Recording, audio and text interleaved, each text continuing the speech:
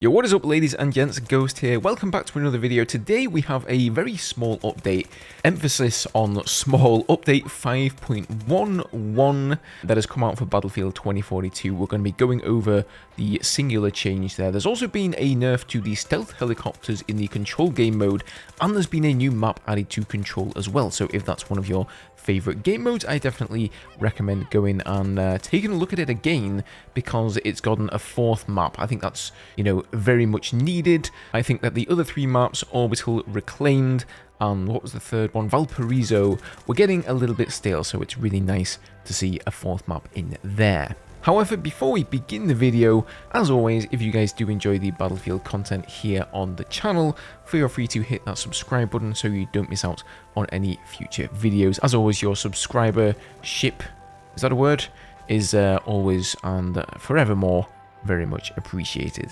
Now, to kick things off here though, today is Tuesday, and as is customary on Tuesdays, it's the weekly reset in Battlefield 2042, so let's go and check out all of the new stuff there. So for the weekly missions, week 7 here, we are now more than halfway through Season 5 of Battlefield 2042. For the first tier, we have 5 kills and assists with assault rifles, 3 objectives captured or neutralized, and 10 teammates revived.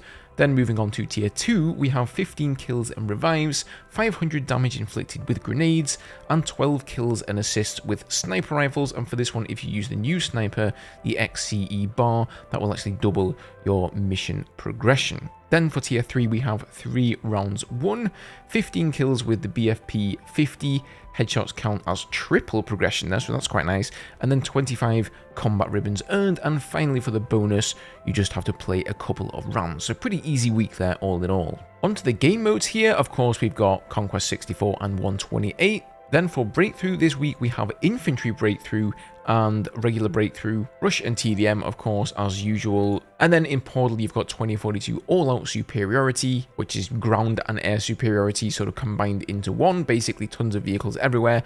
And then you've got TDM of Ages. Now, there's also a new bundle in the store. It is, of course, week number 2 of the special Archangel event this week, and it has some of the same skins as last week's bundle, the Ascendant Warrior one. So you've got the Blasco skin, you've got the SFAR skin, the Wildcat skin, and also the SWS-10, the Ascendant Warrior skin, but they've also added here the Particle Swarm skin for the PBX-45 and the Existential Effect skin for the Avances. And then there's a couple of weapon charms here as well, or sorry, one weapon charm and a player card tag, and then there's an XP booster. Also, before I forget here, let's go and check out the rewards for just playing the event itself. So for 10 ribbons here, you can get the Expendable player card.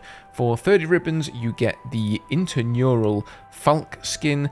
And then for 50 ribbons, you will get the Binary Charge G57 skin. So once again, it seems like they're predominantly keeping the good-looking cosmetics for the in-game store. Of course they are.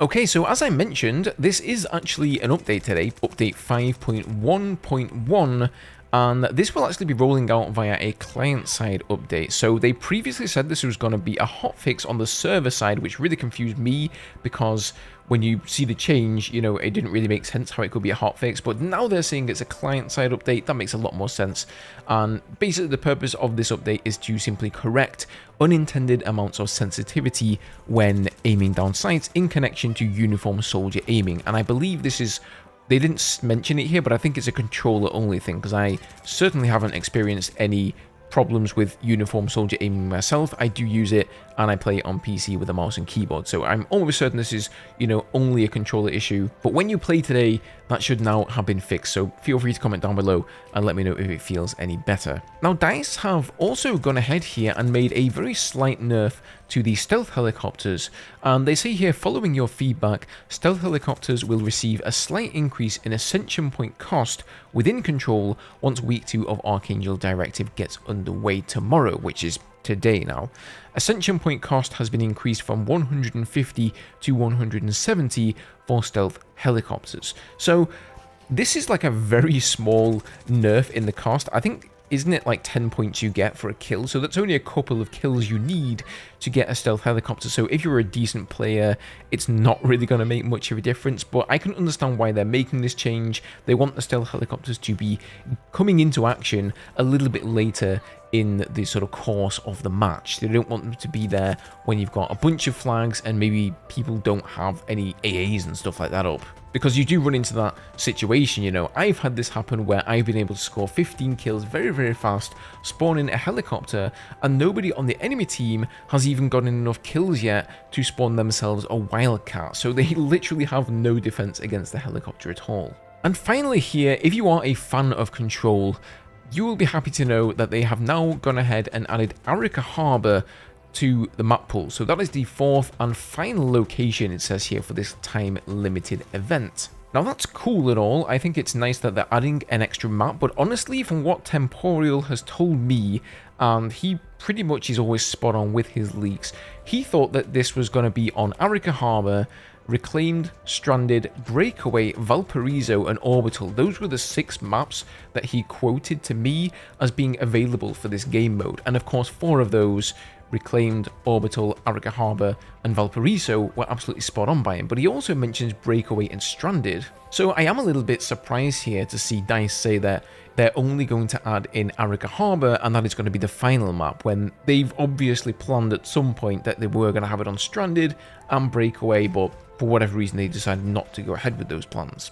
Either way, I will definitely take it though. I've really been enjoying my time in the Control game mode, and it saddens me just to think that it's going to be going away at the end of this week, or, you know, next Tuesday now. And if DICE aren't already, I seriously think that they could reconsider either making it a permanent game mode, or at least adding it into the weekly rotations as one of the portal modes that we can jump into. And frankly, I would say it's that good of a game mode.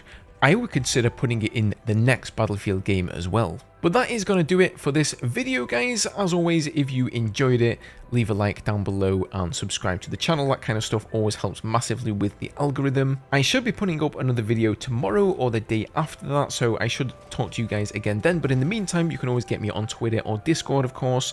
As always, thank you for spending some of your time with me today, and I will see you guys in the next video.